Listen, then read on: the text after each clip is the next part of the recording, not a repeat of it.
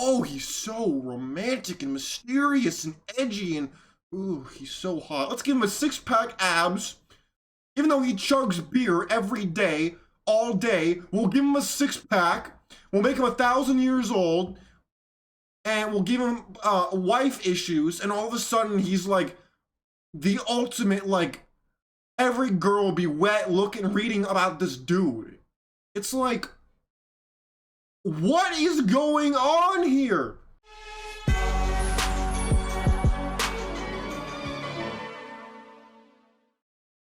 Ladies and gentlemen, welcome to the Sheep Get Sheared podcast. I'm your host, Austin Creed, and my friends, we're going to have a very important discussion about romantic novels and how they are ruining relationships.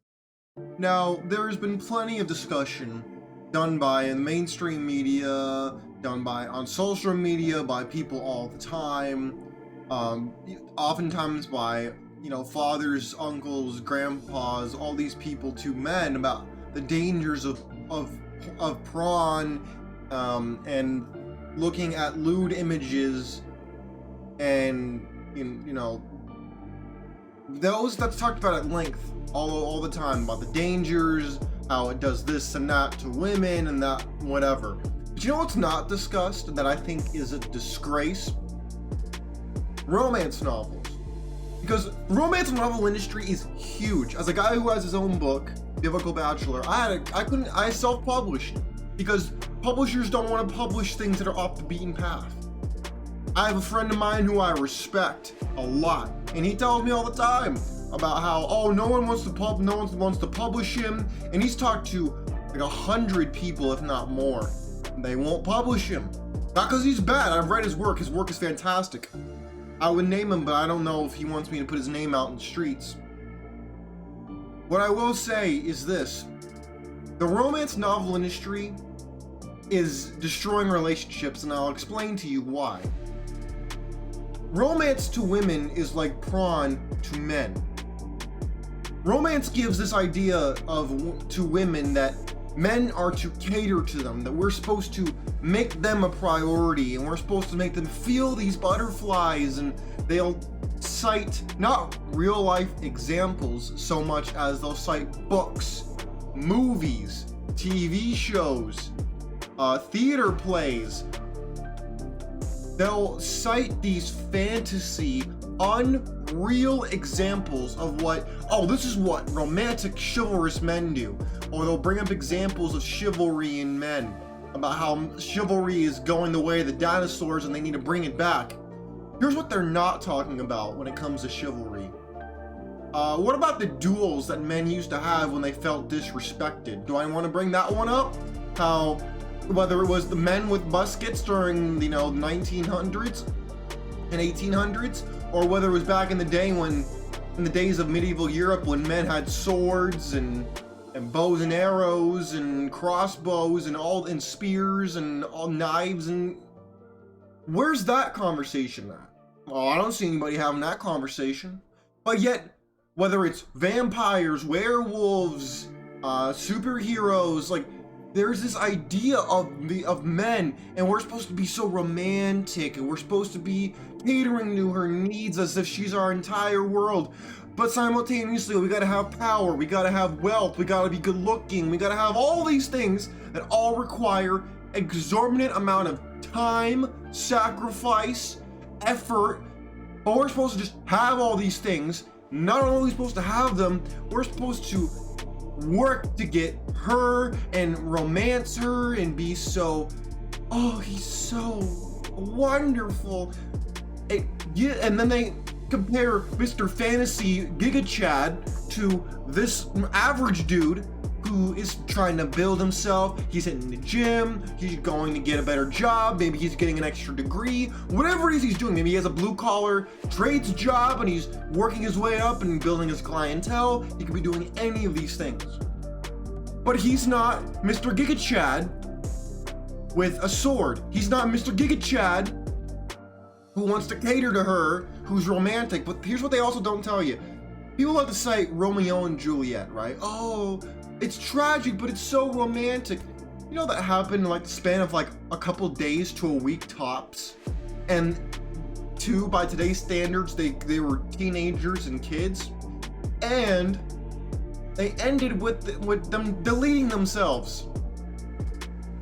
What part of that is romance? Or they'll cite stuff like Twilight.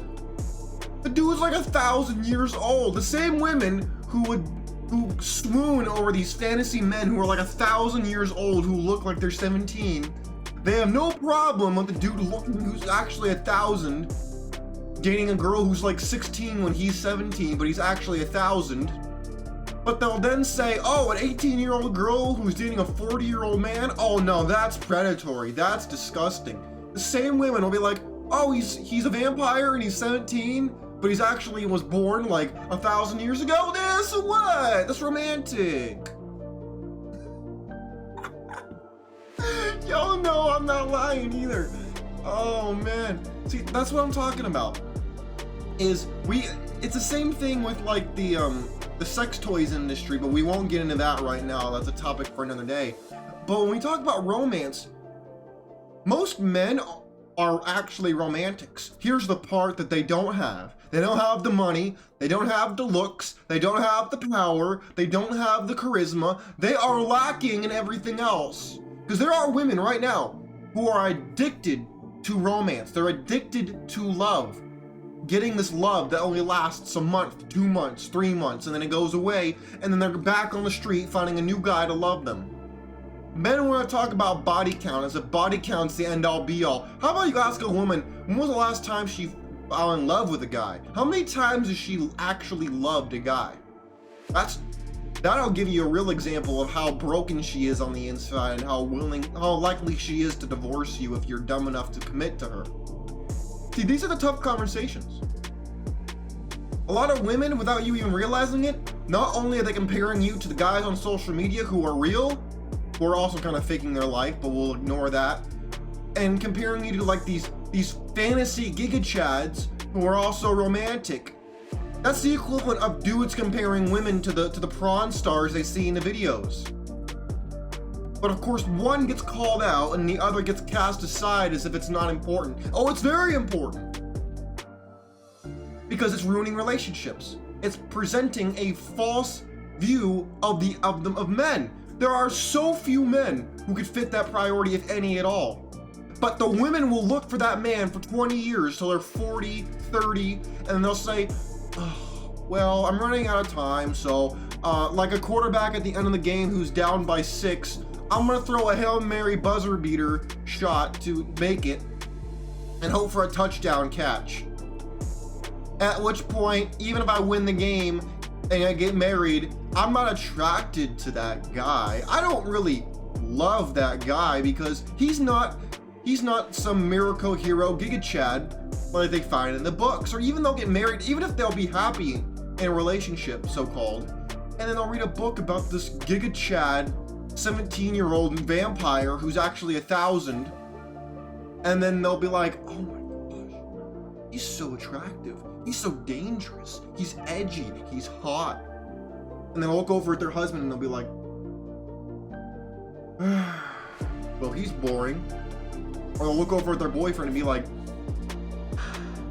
why isn't he like that? I'm not making this up. I wish I was, but this is an unfortunate fact of reality that people don't want to talk about. How romance novels present this fake view of men, this standard that almost no if any man could ever reach, and they're supposed to go in to pursue that. And if I don't do that, then they have to lower their standards as if they're doing you the favor. Meanwhile, you're the one who's busted your behind, risked, won, lost, done all these things, but yet she's settling for you because you're not Mr. Giga Chad, 30-year-old king with a kingdom and all this crap. I mean, gentlemen, this is a real thing in the street. This is a real factor in relationships that people won't tell you because it's not polite to tell you the truth. But the truth hurts. The truth, like good medicine, tastes lousy, but it's extremely effective at getting rid of the infection. In this case, the infection is this fantasy, this lie, that you've been told as men. And we need to cut this crud. We need to cut this crud out, and we need to start shooting straight. Pause. And having a real conversation about why in the world more people don't call this out. The romance novel industry is huge. You don't believe me? Go to Barnes & Noble. Go to your local independent bookstore. Look at how many romance novels there are, and a lot of them are these men who, okay, in real life, they call you a creep, but you'd be shocked. I went to Barnes & Noble recently with my sister. I looked through all these sections. There's a story of a romance novel. I am not joking. I forget the name of the book, and even if I did know it, I wouldn't give it the clout. I walked down the romance novel section. I see stories about dudes who are beating their wives, stories about dudes who are stalking chicks, stories about dudes who have alcohol problems, and they're like damaged war veterans, and like all these dudes who are called evil, toxic, disgusting, creeps, all this stuff. All they gotta do is find Giga Chad, give him one flaw like that, and then automatically, oh my gosh, oh, he's so romantic and mysterious and edgy, and ooh, he's so hot. Let's give him a 6-pack abs. Even though he chugs beer every day, all day, we'll give him a 6-pack. We'll make him 1,000 years old, and we'll give him wife issues, and all of a sudden he's like the ultimate, like, every girl will be wet looking, reading about this dude. It's like, what is going on here? Like, guys, I'm sorry. This killed me on the inside, because people want to blame Pron, and I get it. That's cool. It does damage men. This is true. But we don't want to talk about romance novels and how they present this idea of men being Mr. 1% of 1% man who has all these flaws, but all these flaws are sexy because the guy who has them is Giga Chad. But then we look at the guy who's not Giga Chad, who has these qualities, or this guy, and he's a menace to society. He's suddenly not romantic anymore, because the idea is what they like. They don't like the idea of you actually being there. They like the idea of potentially having you. See, women like everything around intimacy. They don't actually like intimacy, with very rare exception. Unless you can really go some, you know, it takes a special, unless your game just be crazy, women, or your size, or whatever, pause, you are not gonna have that reaction. Women are gonna like everything around the act itself. They are not going to just jump into bed with you. It doesn't happen. Sometimes it does, but most of the time, not gonna happen. Gentlemen, we need to call this out, because this is a disgrace. Oh, and you best believe women are gonna defend it. They're gonna turn it on you as if you're the problem for pointing it out. They're very clever and very manipulative like that. You gotta stop. You gotta not let that crap fly. You gotta stop playing their games. Make them answer the question. Make them atone for this behavior when it comes to asking them why that's okay, but dudes who watch Pron, they're not okay. Have them explain that. I would love to hear that. But my friends, I'm curious what you had to say about this.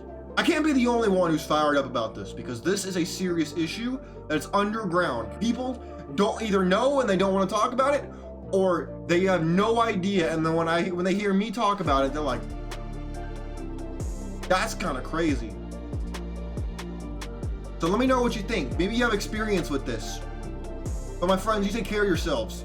Ask these hard questions, because they're very important to your growth as a man. Anyways, my friends, you take care of yourselves. I'll see you next time. Peace out.